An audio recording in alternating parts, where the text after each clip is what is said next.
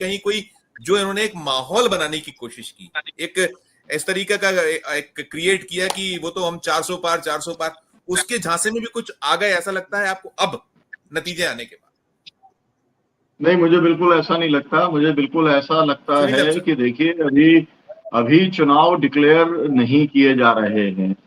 अभी जो है आपने देखा मनोज सिंघवी और जो है वो गए और इलेक्शन कमीशन से मिलकर के उन्होंने शिकायत की है कि स्लो जिस तरीके से वोटिंग की जा रही है, और सोनीपत के अंदर भी जो है ईवीएम खराब हो का बहाना बना करके गिनती नहीं कर रहे थे। हालांकि अब गिनती हो गई, सोनीपत के अंदर जो है इंडिया गठबंधन का कैंडिडेट जो है वहां पर जीत गया। तो अभी स्थिति पूरी की पूरी एक तरीके से पेटियों में बंद है। इलेक्शन कमीशन के जो है द्वारा अभी रिजल्ट जारी नहीं किए जा रहे हैं। मुझे ऐसा लगता है कि अभी जो है वो 272 पाने की स्थिति में भारतीय जनता पार्टी नहीं थी। जिन्होंने कहा था हम 400 पार करेंगे, वो 300 के ऊपर भी अभी पहुंचने की स्थिति के अंदर नहीं आ रहे हैं।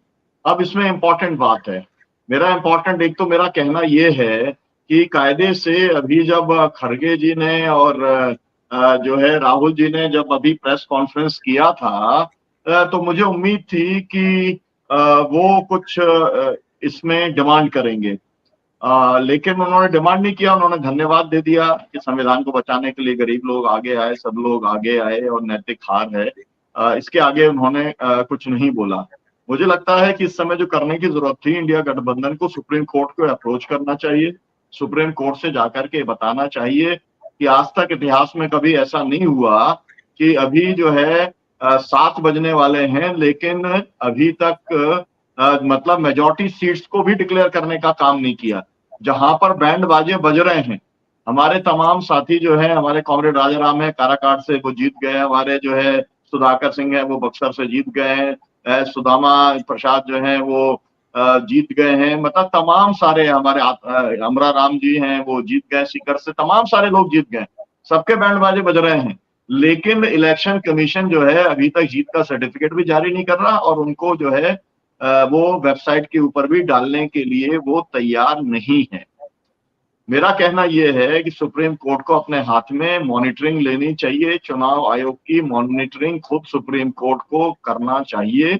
ये इस समय के वक्त की जरूरत है। दूसरी वक्त की जरूरत यह है कि अमित शाह का किसी भी तरीके का डीएम्स के साथ में, जो कि निर्वाचन अधिकारी भी हैं, उनके साथ में कोई कनेक्शन इस सरकार का, जो वर्तमान सरकार है, जो एक तरीके की केयर टेकर गवर्नमेंट है, उसका नहीं रहना चाहिए, क्योंकि वो चुनाव को मैनिपुलेट करने का ही मामला चलेगा। आपको मालूम है कि जो गिनती है वो 100 के करीब ऐसा है जहां पर फिर मैनिपुलेशन हो सकता है 100 सीटों के ऊपर। और 100 सीटों का मैनिपुलेशन का मतलब ये है कि 10,000 वाली सीटें जो हैं वो करीब करीब जो है 78 सीटें हैं।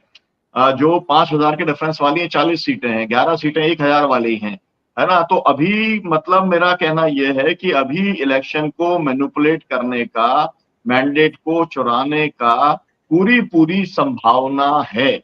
और ऐसी स्थिति के अंदर मुख्य बात यह है कि गिनती पूरे निष्पक्ष तरीके से और पारदर्शी तरीके से हो, और इसके लिए ही इंडिया गठबंधन को दबाव बनाने का काम करना चाहिए। ये मेरा एक मुख्य डिमांड के तौर पर है, जो किसी लेवल के ऊपर इंडिया गठबंधन की तरफ से ही जा सकती है। दूसरी बात यह है कि देखिए, यूपी ने एक तरीके से रिजेक्ट कर दिया, और यूपी ने जब रिजेक्ट किया है तो वो उन्होंने किसको रिजेक्ट किया है? उन्होंने योगी मोदी की जोड़ी को रिजेक्ट करने का काम किया है। बहुत सारे लोग कहते हैं कि भाई योगी जी ने कॉपरेट नहीं किया इसलिए वो हार गए हैं।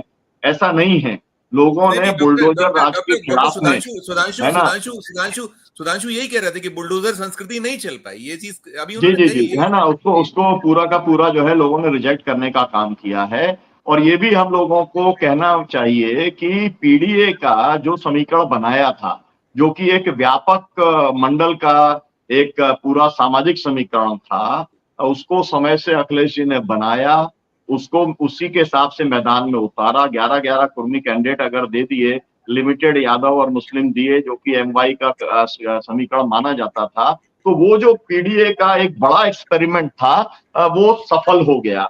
और यही सफलता का कारण है जिसके अंदर मोदी जी की लीड इतनी नीचे चली गई है।